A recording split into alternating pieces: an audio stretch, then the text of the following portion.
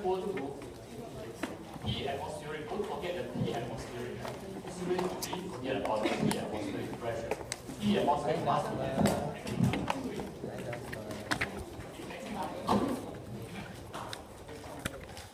plus rho GH plus rho GH. And rho G is given by gamma, the specific weight. Okay.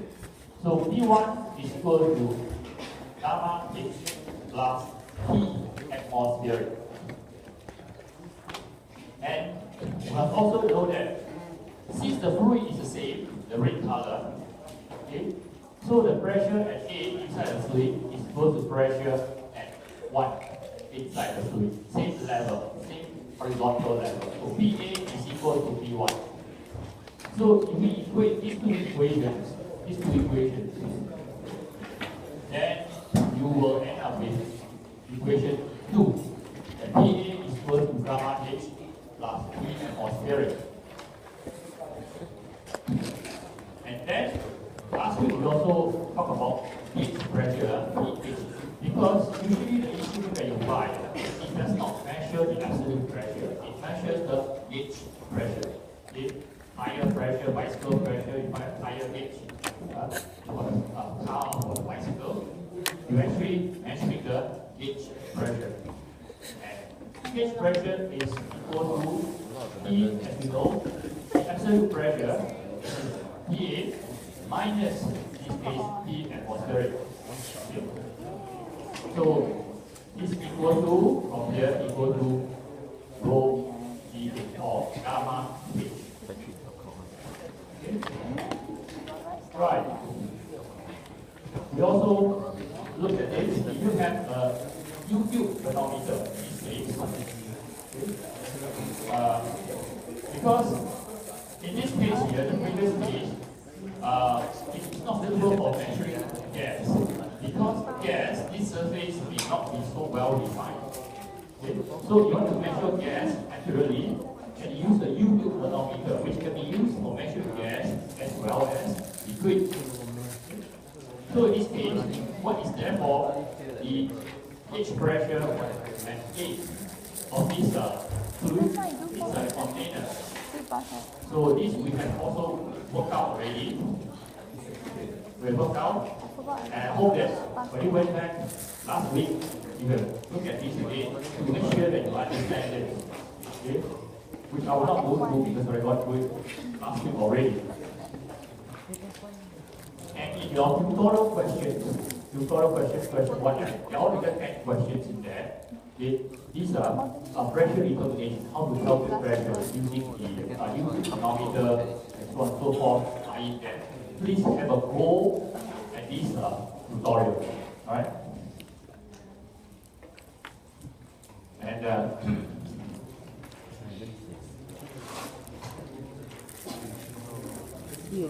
now, so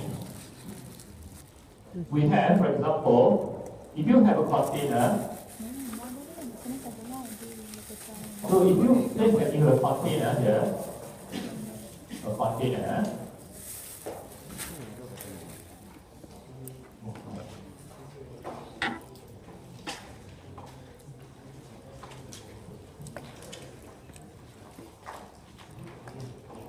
so if you have a container, it contains a liquid, for example, and a liquid, you want to measure the pressure, point 2, okay, 2, let's say this is a 2, and the surface is a 1. So the surface is of course exposed to atmospheric pressure, where P1 is equal to P atmospheric. Okay.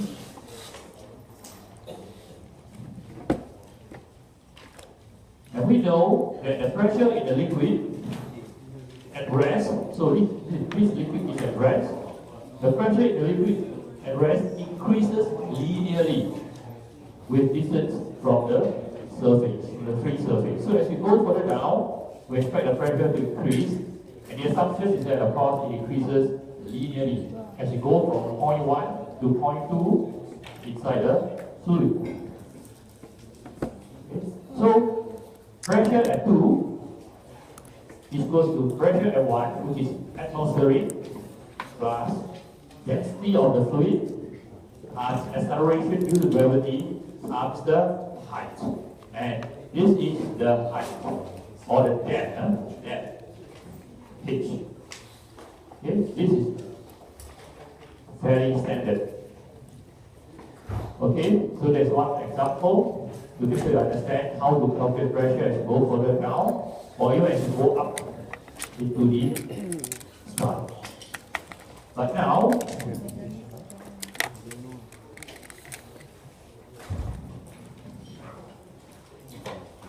in the case of, let's say this room here, this room, it's a cubic, it's a box. Okay. So we have actually exposed to, in a way, atmospheric pressure.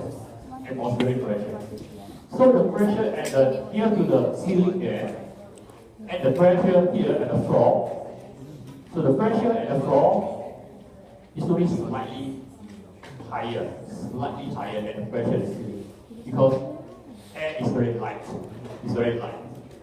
If this room is filled with water, that's a different thing.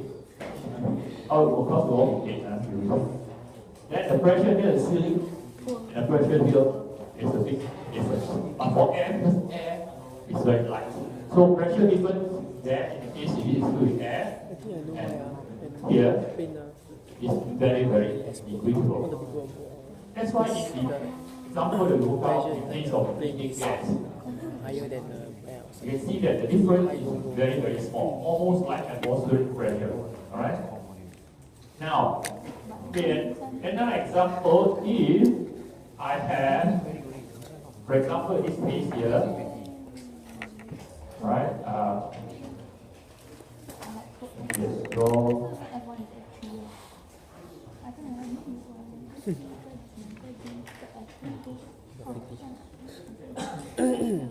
he's drawing the white holy shape. okay.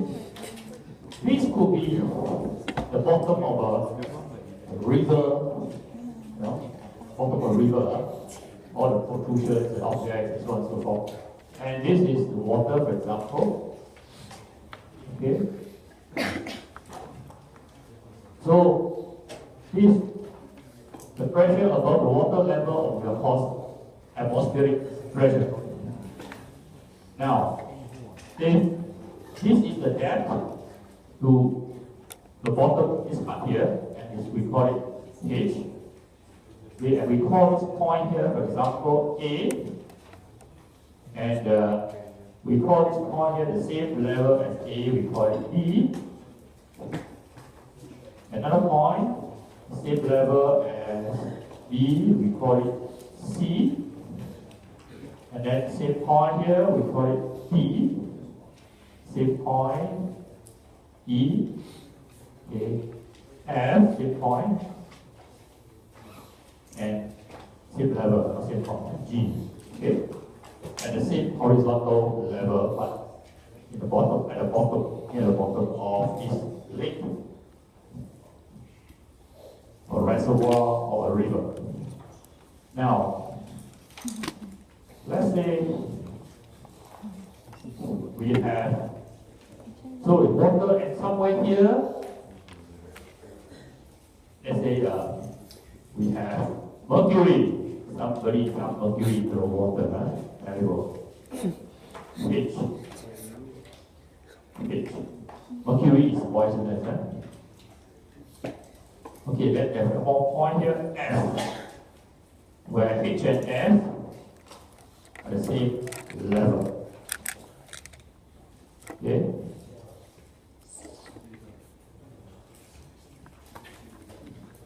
So, what do you think? What is the pressure at point A? Pressure at point A will be following this expression here. PA is equal to P atmospheric plus rho on the water times G times H. Very straightforward. Okay? Next question is, what is the pressure at point B?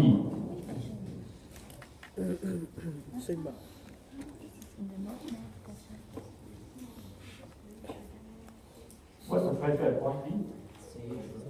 Answer is same. At point G, same. So A, B, C, D, E, F, G, all the same pressure because same liquid, same density. Okay, what's the pressure at H? And is the pressure at H same as what? Same as F. Any other answer? Any other answer?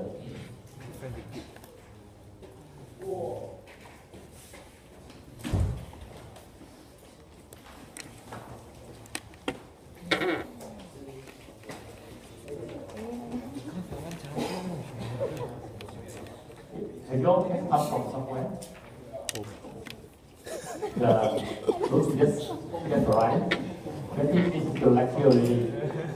2 hours over already yesterday. Okay, please be punctual. Because SIT, university, there's no grace period. I know poly, 15 minutes, 10 minutes grace period. University, no grace period. Okay? Okay, so H and S, what is the pressure, the same or different? That's not clear. Different. Why is it different? Because you have different fluid, it's mercury. Okay? And this is water. So you have to therefore calculate the set of equation for pressure H here. So what do you think will it be? Where's pH? And we know, let's say this height is example, there's H small h is small g. Don't use g because g you start to get confused. Gravity. K. Okay, this height is K, for example. So what is the pressure at F? What's pressure at F? Is equal to E atmosphere plus what? Rho water, be careful, rho water. G is gravitational acceleration. H. Any more? Any more? Plus rho W again, is water. G and K. Okay? K.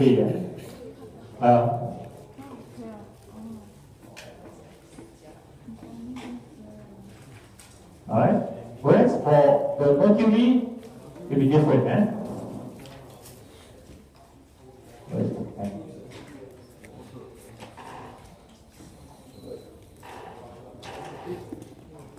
Whereas pH for the mercury, we what? We have T atmosphere plus.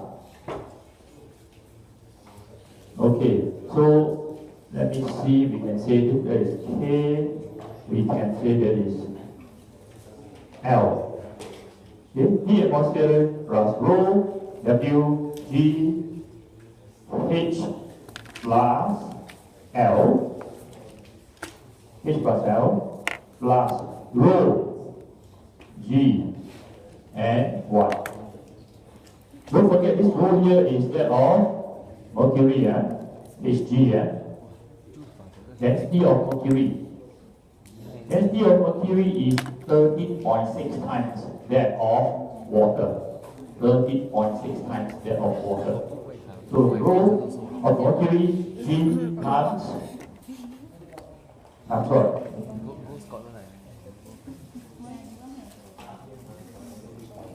You need to consider, of course, this distance. Okay? This distance is basically what? H plus L, even H plus K. Okay, now H plus K minus L.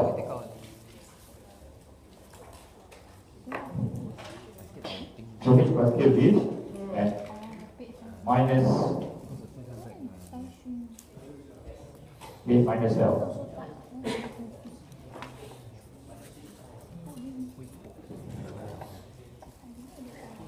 Okay, so bear in mind, if different fluid, then you got to make sure that, you know, to give it the extra term, and also use the density of that different fluid.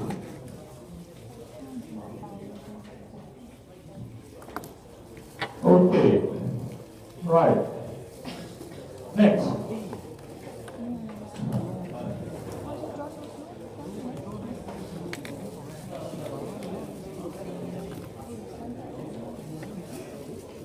Okay.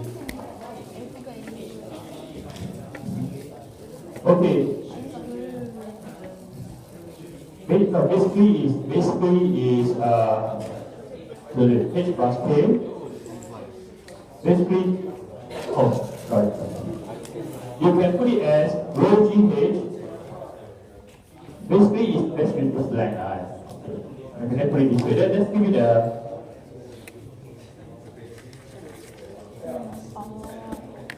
So basically, is this. Okay, sorry. H plus. Okay, let's give it J, easier. J, yeah, let's make it J. Okay, let's call it J. Easier. The idea just convey to you is basically H, is basically this length here, or this height here, call it J. Okay? Because as I add on, too many symbols can get complicated. Okay, so rho, HG, G, and J. Alright? So when numbers are even, then of course things will be easier. Now, next we have, in this case here, two chambers, A and B. Okay, chambers contain gas A and gas B, or fluid A and fluid B. And so then, how do we go about setting up expressions? Basically to determine the gauge pressure. TA minus TB. You want to determine the absolute or gauge pressure difference between two fluid containers. So in that case, over there, we have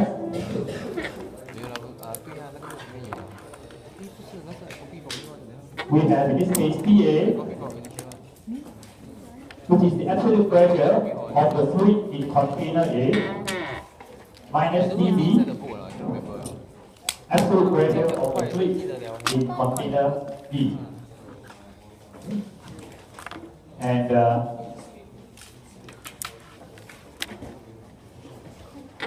now to convert it to gauge pressure would be TA minus T atmospheric.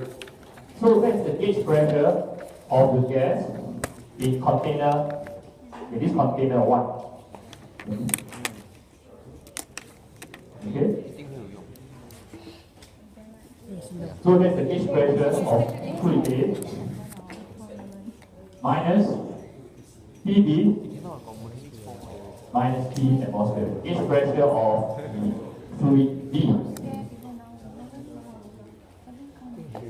So we denote the gauge pressure of the fluid A by P A gauge.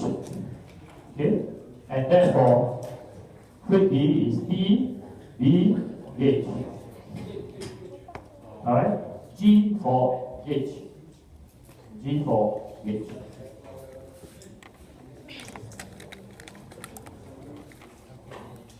Now, so in this case here, how do we go about deriving expressions for this case, getting the difference in the gauge pressure between fluid A and fluid B. In other words, what is this equal to? What is this equal to? So to do that, I brought that table for you. And okay, let's see how we get through in of the blanks. So we have, in that case over there,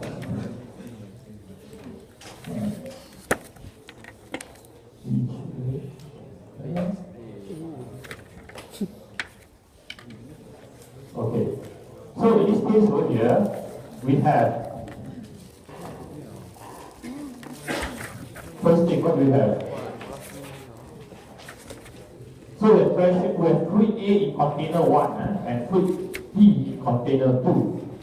How do we obtain expression to calculate the difference between the gauge pressure of fluid A and gauge pressure of fluid B? Here, let me see if we get okay, that's good. Let me try to write on this selected method. Okay, first we have, what do we have? P1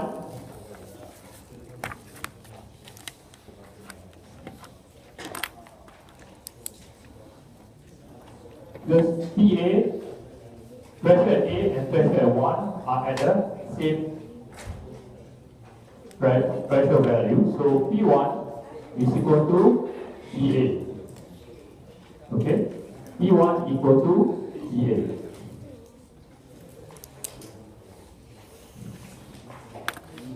So we go from the left all the way down the U-shaped field and go up towards the atmosphere to be systematic.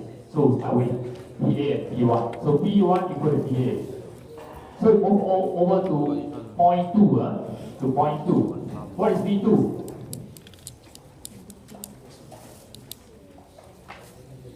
What is P2? P2 is equal to P1 plus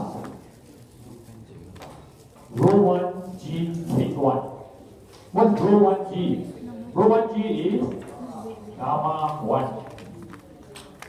Okay, times H1. Okay, times H1. Right. Now, so we have got P2 is equal to P1 plus gamma 1H, and we have got P1 equal to PA. Therefore, we can substitute P1 from equation 1 into equation 2.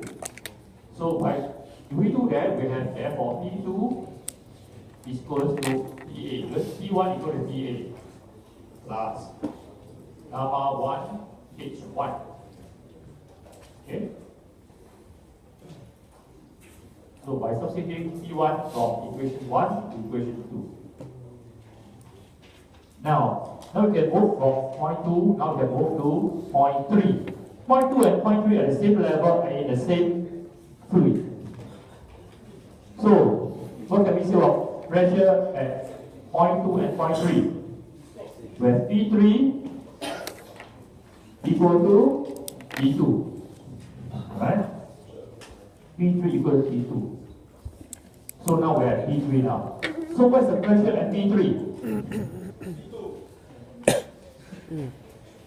P3 is equal to P2. So therefore, let's substitute first. Substituting P2 from equation 3 into equation 4. So therefore, P3 is equal to PA plus gamma 1 H1. Okay? Now we look at P3 on the right side of the U-tube. We have P3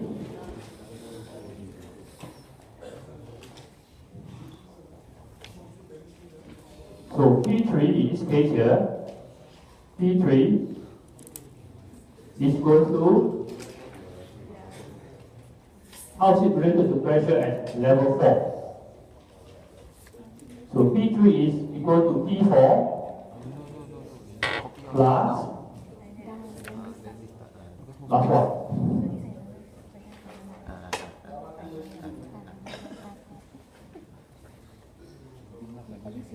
Gamma 2 H2.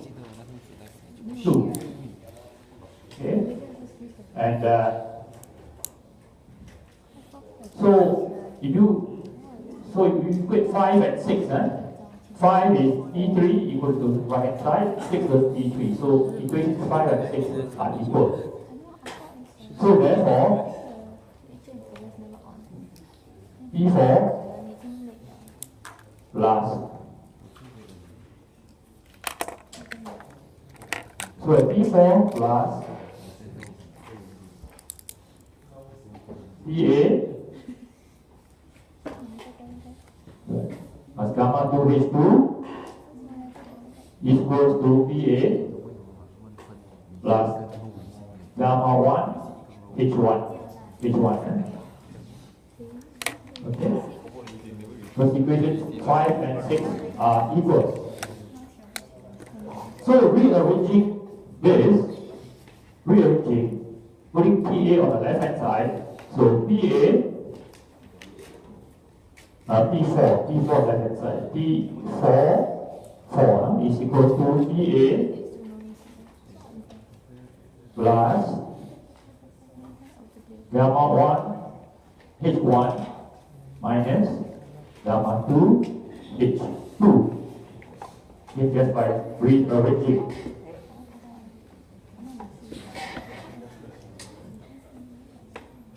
Okay, next what about P4? Conversion table.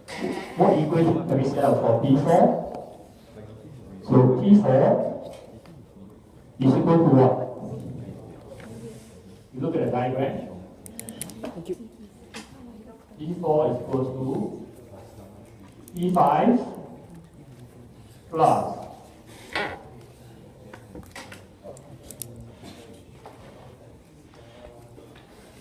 gamma 3 H3. Okay? Where gamma 3 refers to fluid E.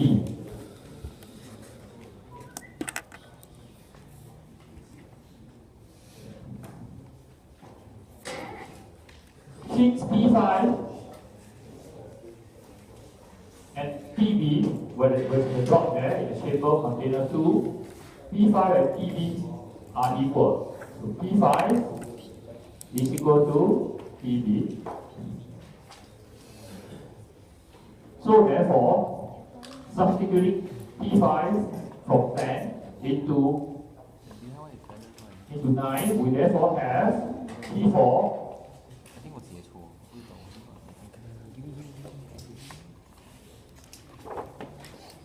is equal to PB plus gamma 3 H3. Okay, that's by substituting P5 from equation 10 into equation 9. So we see that equation 8 and equation 11 contain P4 on the left hand side. So equations 8 and 11 are equal. So equating these two, we therefore have PA plus gamma 1 H1 minus gamma 2 H2 is equal, no space, I put slant it a bit, equal to PB plus gamma 3 H3. Okay? So now, equation 12, we have PA on the left hand side and PB on the right hand side. So, by rearranging, we have PA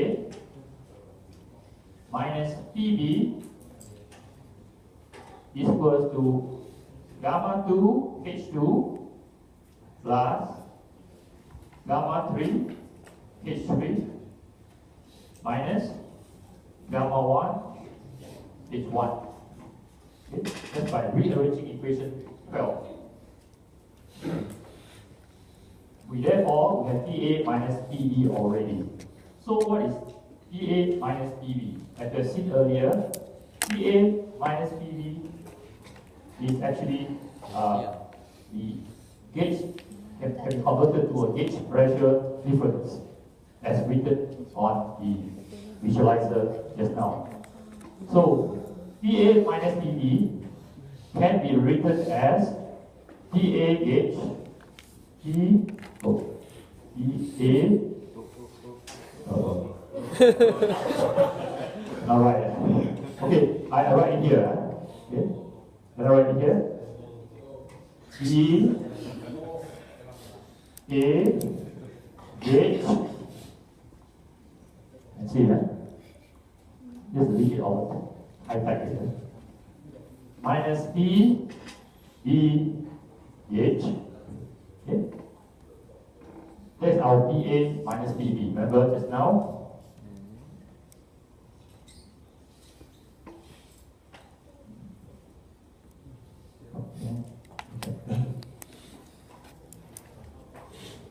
Okay. PA minus PB is PA H minus PB H. So we have PA H minus PB H is therefore equal to gamma 2H2 plus gamma 3H3 minus gamma 1H1. So this is the gauge pressure difference between fluid A and fluid B. Okay? Alright?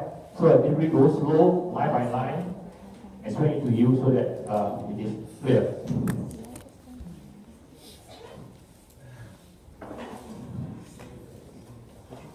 So contained in all these equations, in all these derivations, you can also determine P4 or P3 or P2 depending on the question. So there's a lot of information in there for you to get to do your tutorials. Right. Let's look at an example. Let's look at an example of we try to use what we have learned. We have a closed tank contains compressed air. So it contains compressed air and oil. SG stands for specific gravity. Specific gravity. So specific gravity of the oil is 0.9. Okay? As shown in the figure below. A U tube manometer using mercury. Now mercury, as I said, as a density, there is 30.6 times that of water. So SG of mercury is 30.6. It's connected to the tank as shown. The column heights are H1. H1 is 1 meter. H2 is 35 centimeter. And H3 is 30 centimeter. And we have to determine the pressure reading of the gauge. So what is this pressure gauge? So what will be the pressure reading of the gauge? So now what is the gauge pressure? So a given specific water at 4 degrees C is 9.8 kilonewton per meter cube. Okay? So the pressure difference in the air is negligible.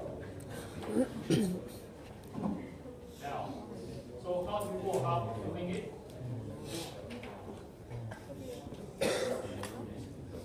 How do we start?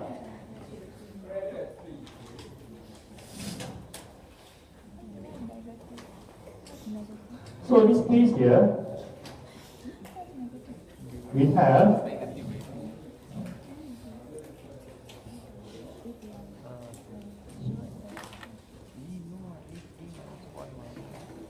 in other words, we have to find P gauge. Okay, where's the pressure of the instrument? Now, so in this case here, the first thing is how do we actually start? So can we start from, for example, we have the various points there, P2, we have pressure at point 2, pressure at point 1, or pressure at point 3. Okay? The first thing we can have is look at, let's say, P2. Look at P2. What is pressure at point 2? Pressure at point 2 will be equal to, anybody?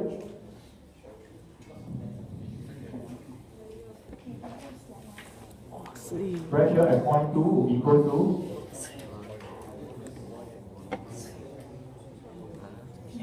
think about it.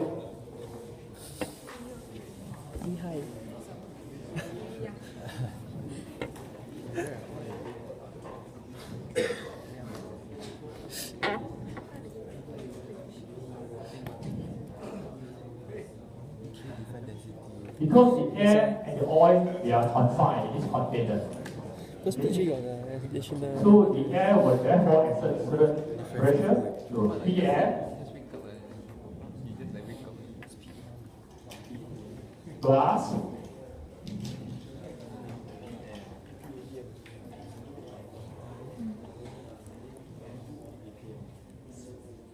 then when it comes to the oil, you have rho G for the oil. This combined to gamma for the oil, H1 plus H2. H1 plus H2. So that's the pressure at point 2. So you go again from left to right. So what is P3 and P2? Are they equal? Answer is yes. P3 equal to P2. Okay? P3 is equal to P2. And so what is P2? P2 is given in the first equation there. So therefore, P3 is equal to P air plus gamma oil times H1 plus H2. Okay?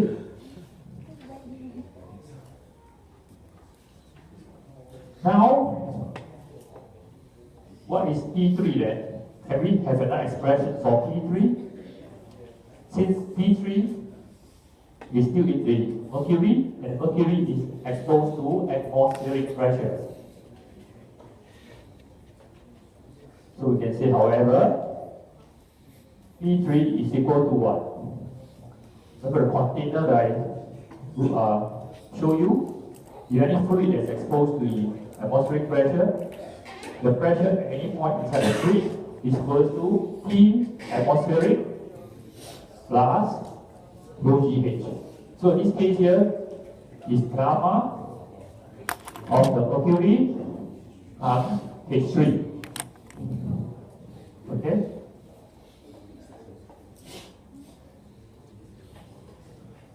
So these two equations are equal, both equal to P3 on the left hand side. So we equate them.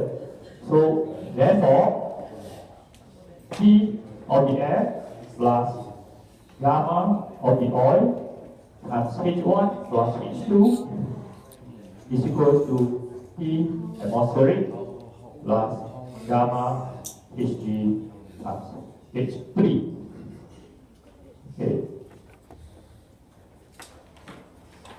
Now we have to get the gauge pressure. The gauge can show Pg. So gauge pressure of the air. So we know that gauge pressure of the air is P air minus P atmospheric. Okay? That's the pressure reading. And this is actually P gauge. P gauge of the air. Okay? The air gauge. So this is equal to, we have air here on the left hand side, P air, we have P atmospheric on the right hand side.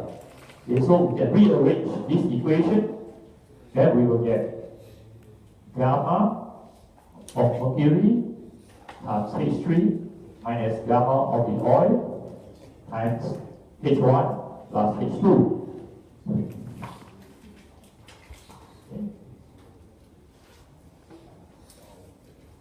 Now, instead of we are given Sg.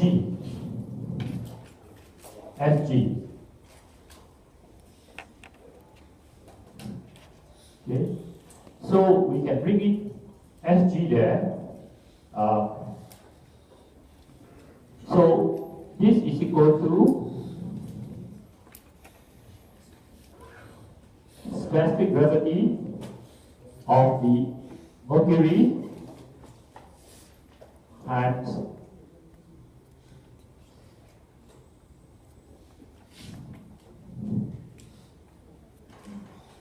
gamma of water,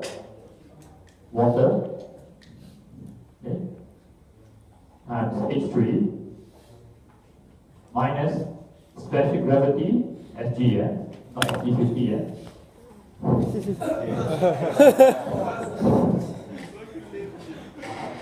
Hg oil times gamma of the water times there's no space here.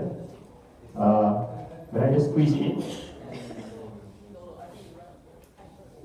yeah, put it here. H1 plus H2.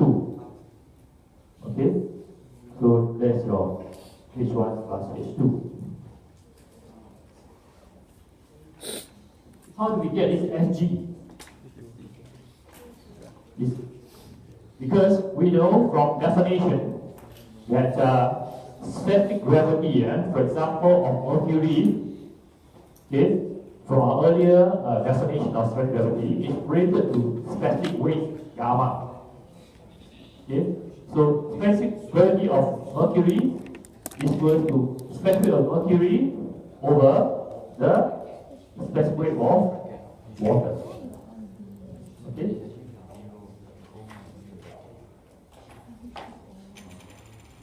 That's how we got all these terms coming in. Right? So bear in mind this. So now, are all these values given in the question? We have specific gravity of Mercury to be 13.6. Specific weight of water is 9.8 times 10 to the power of 3. Don't forget 10 to the power of 3. Newton per meter cube times what is H3? H3 is 30 centimeters, so it's 4.3 meter. And continue here, not enough space, continue here. Minus specific gravity of oil is given as 4.9 and the specific weight of water again is 9.8 times 10 to the power of 3 times H1 plus H2. H1 is 1 meter, H2 is 25 cm. So H1 plus H2 is 1.25 meter. 1.25 meter. Use your calculator and you should get 29 kilopascal. Okay. Alright? 29 kilopascal.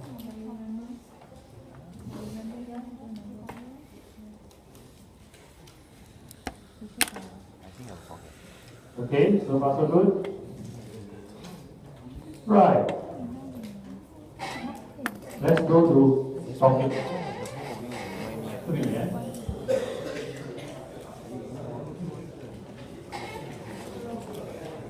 Alright. So the previous topic was a revision and it was measuring pressure in a fluid that is at rest. Now we're going to look at forces involved. So we know that when an object is submerged in a fluid, you will have forces coming into play, buoyancy forces coming into play. So, if you work in the marine industry, okay, to keep the ship afloat, forces must balance, or else the ship will tilt, or else the ferry will